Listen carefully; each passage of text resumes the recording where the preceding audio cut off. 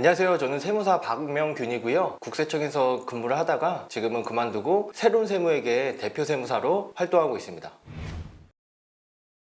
세금 하면은 좀 먼 얘기 같고 어렵게만 느껴지시는데요. 과거에만 해도 상속세는 좀 부자들이 낸다는 인식이 많이 강했습니다. 근데 지금은 서울에 아파트 한 채만 갖고 있어도 상속세를 걱정해야 되는 시대가 됐고요. 또 국세청도 그만큼 똑똑해지고 촘촘해지다 보니까 세금에 대해서 좀 더 관심을 갖고 공부를 하셨으면 좋겠습니다. 우선 세금은 인플레이션을 반영하지 않기 때문에 꼭 이걸 따져보셔야 되는데요. 예를 들어서 1억을 가지고 투자 상품에 투자한다고 가정해서 좀 설명을 드려볼게요. 일단 A, B, C 상품이 있는데요. A 같은 경우는 제시하고 있는 금리가 6%, B는 4%, C는 2%입니다.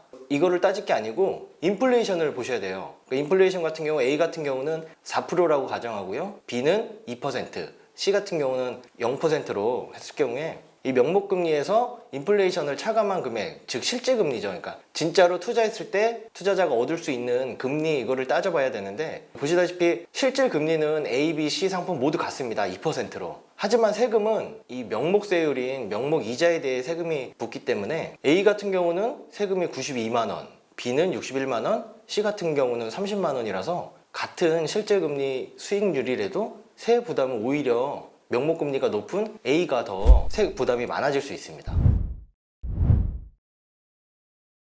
일단 세무조사가 굉장히 다양하고 여러 각도로 조사를 하는데요. 크게 두 가지 정도로 나눠본다면은 개인이나 법인 사업자에 대한 부가가치세, 소득세, 법인세 이렇게 하는 사업에 대한 조사로 분류할 수 있고요. 그 다음에는 이제 재산 관련된 양도소득세, 증여세, 상속세 그런 재산 관련 조사로 나눠볼 수 있습니다.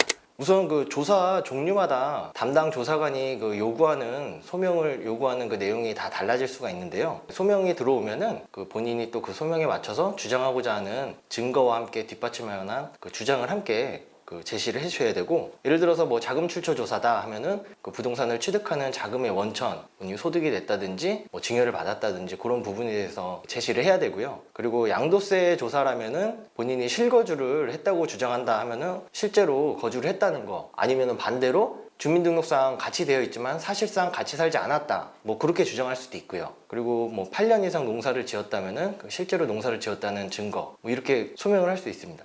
그리고 상속세 조사 같은 경우는 2년 내에 현금으로 인출된 내역에 대해서 어디다 썼는지 소명을 요구할 수 있고요. 그래서 각 조사마다 같은 조사라도 혐의점이 다 다르기 때문에 거기에 맞춰서 최대한 협조를 해서 소명을 하시면 그게 가장 좋습니다.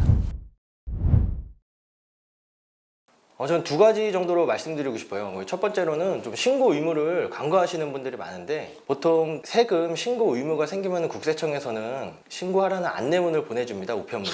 근데 이게 우편물 받으셔놓고 좀 이거를 버리시거나 무시하시는 경우가 있는데, 특히나 양도세, 증여세, 상속세 같은 경우는 특정 이벤트가 발생돼야지 신고 의무가 생기는 거라서 꼭 그 신고를 해야 된다는 것만 인지하셔도 안 내도 될 가산세를 피할 수 있고, 신고를 안 하는 경우에 가산세가 원래 납부를 해야 되는 세금의 20%나 더 붙기 때문에 이것도 좀 무시 못할 세금입니다.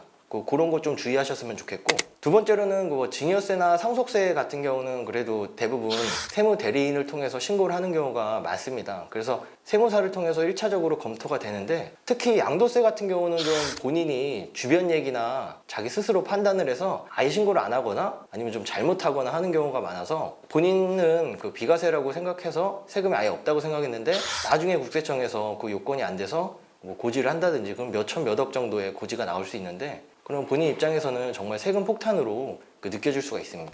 그래서 꼭 양도하시기 전에 세무 전문가를 찾아가셔서 좀 꼼꼼하게 검토를 하시고 진행하실 거를 좀 권해드립니다.